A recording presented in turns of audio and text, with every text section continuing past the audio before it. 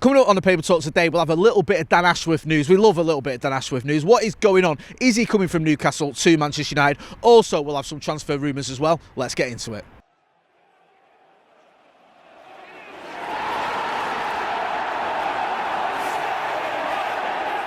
Here for Stretford Paddock, this is the Paper Talk. As you can see, I'm outside Old Trafford and it's pretty sunny. We've actually had to move the cameras because the sun's shining. You didn't expect that, do you, in February in Manchester? But yeah, so it is. Let's crack on anyway. Quite a few stories to get through involving the disappointing Manchester United. I'm still fuming about that home defeat to Fulham, and there's a bit of fallout from that. But listen, we've covered the match. We've done the post-match reviews. You've heard from Alison. You've heard from Andy Tate. You've heard from me and Joe. I don't think we need to keep going on about that. Let's look at some other stories that are going on this morning. But before we get into that, make sure you are hitting like, share, and subscribe. We want to get to 750,000 subscribers by the end of the season, and with your support, yes, your support, we can do it. A couple of stories doing the rounds then to get through. One, Dan Ashworth, remember him? Yeah, Fabrizio Romano's tweet that basically the club are looking to get something done in the next few days. Negotiations set to get underway again. Looks like Newcastle are still playing hardball. United not willing to meet the, I think it was £20 million valuation that the club had put on Dan Ashworth, but willing to compromise. So expect that to move on. He's on gardening leave at the minute. Newcastle obviously putting him on gardening leave while this is all sorted out. The club looks to renegotiate, or negotiate I should say, hopefully get him in. He's got a lot of work to do.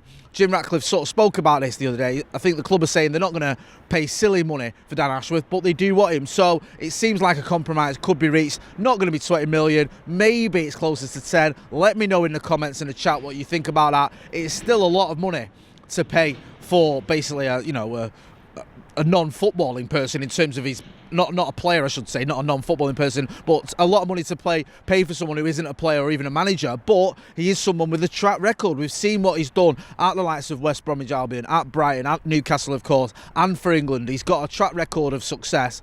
United obviously want him, Ineos want him, so it looks like something could be on the horizon within the coming days. As always, we will keep you posted on that front. Talking of who Ineos want, there's a story doing the rounds which came as a little bit of a surprise to me, but I'll get into it anyway. This is about Rosh Barkley being a potential Manchester United target. Now, I've seen this in the Manchester Evening News this morning. I think I saw it also as well. I didn't see it, but I think it's originated from the Sun as well. Hashtag don't buy the Sun. Now, what the sort of story revolves around is this idea that Sir Jim Ratcliffe is a bit of a fan of Rosh Barkley. He was at Nice. Sir Jim Ratcliffe apparently in his book Grit, Rigour and Humour, I think the Ineos story, spoke about wanting to see Rosh Barkley play more for Nice. I don't think he got as many games as the yes, there goes someone giving us a bit of a shout out there. I don't think he got as many games as Sir Jim Ratcliffe wanted.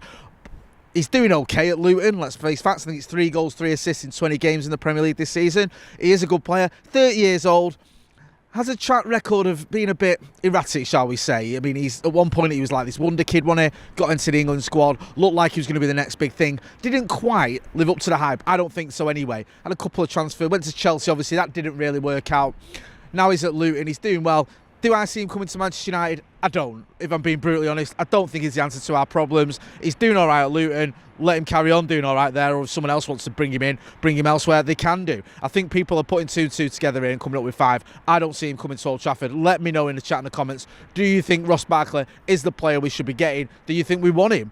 I'm not so sure. Talking of players that we might not want, Jadon Sancho he's having a bit of a torrid time of it at Dortmund. They were beaten 3-2 by Hoffenheim. I think it was at home as well over the weekend. And according to one report, Jadon Sancho was the worst player on the pitch. I saw this in Stretford News, I think, this morning. And it's come from Die Westen, a German publication, when they were going through the match reviews and the player ratings and all the rest of it. They spoke about Jadon Sancho in not too glowing terms, saying, as I said earlier, the worst player on the pitch. He hasn't really set the world alight, has he, on his return to Dortmund. Started off quite well. I think he's had a couple of assists, won a penalty, got off the boil, a little bit though recently. I saw Dortmund play, I think it was PSV in the Champions League. He got subbed around 68-minute mark, not having a good time of it, not being very impressive. Are Dortmund going to want to keep him? I'm not too sure. United, are they going to want him back? I doubt it. Who's going to come in for Jadon Sancho? Still will have suitors, but I think United are going to struggle to get anywhere near the 73 million quid back for him. Who knows, maybe a new Manchester United manager comes in who does fancy Jadon Sancho. I'm not so sure though, because he had a bit of a bad time of it, United. Obviously fell out with the manager. He's now gone back to Dortmund, which was meant to be, you know, the prodigal son returns home and all this sort of stuff, and how wonderful it is, and he was great to be back home. That was what he said, but it's not really working out for him, and you just wonder what's next for his career. It is a bit sad whether you like Jadon Sancho or not after what's going on at Manchester United. It's sad to see a player who was, not that long ago, one of the most sought after talents in the world, just wasting parts of his career. I don't want to get too carried away with 1 or 2 bad games for Dortmund, but it isn't working out the way it was expected. Maybe he can get his form back, get his fitness back to full what it should be, and start moving forward. But United are going to struggle to get rid of him.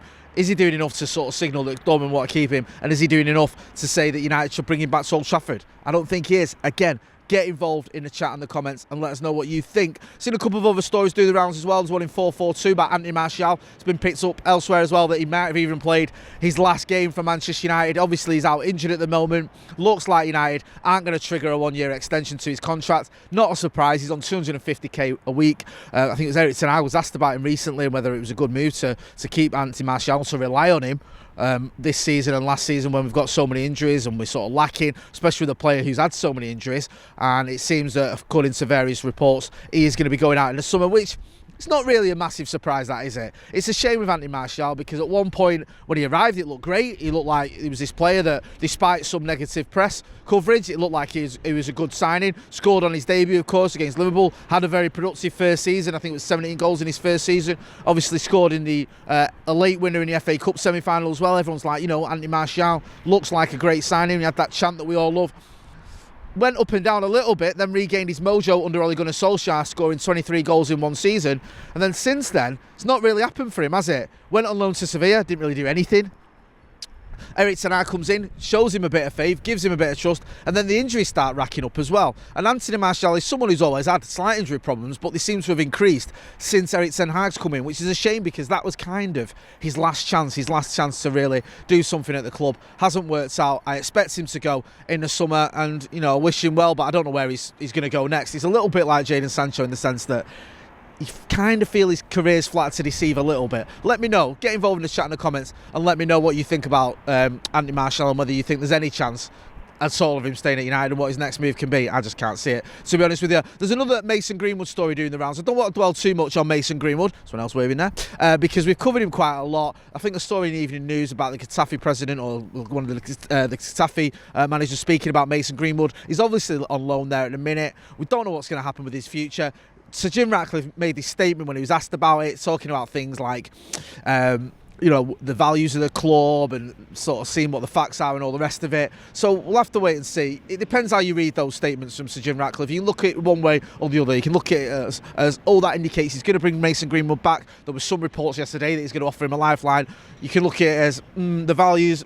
Is he saying, listen, it's time for Mason Greenwood to move on? We'll have to wait and see. There's just a lot of conjecture going on at the moment. There's lots of different reports here, there and everywhere about the potential future, what's that mean? The future of Mason Greenwood and what is going to happen with him. So we'll have to wait and see. But yeah, I don't think you can look too much into those quotes. I said the same thing yesterday. It's just people keep sort of churning out similar stories one after the other in terms of what's happening with Mason Greenwood, because it is a hot topic. But at the moment, I don't think we're any the wiser. I'm going to wrap it up there. We've got some more videos coming up later on today. We're going to have the Paddock podcasting. Adam McCall is going to be joining me and Joe Smith for that. You can also, if you want to put yourself through it, go and put yourself through it, because it's a bit of a laugh, isn't it? In a way. You can go and check out the match reviews from the likes of Stephen Alson, from Andy Sate, from myself and Joe Smith. Also, we'll be looking forward towards the game against Forest as well. A big game for Manchester United. We've got the FA Cup tie against Nottingham Forest away this week as well. Massive week for United. I feel like I say this a lot, but you've got the FA Cup against Forest, and then you've got the small matter of the Manchester derby at the Etihad as well. You lose both of them, and I think Eric Ten Hag is done. I really do. I don't think he'll get sat there and then, but I think that could be the point where the Ineos or whoever go, look, he's not the guy for us. We need to make a decision, and in the summer we'll let go of him. Anyway, I'll wrap it up there. Don't forget to hit like, share and subscribe. I'm Jay Motty. This has been the Paper Talk outside pretty sunny Old Trafford. Thanks for watching.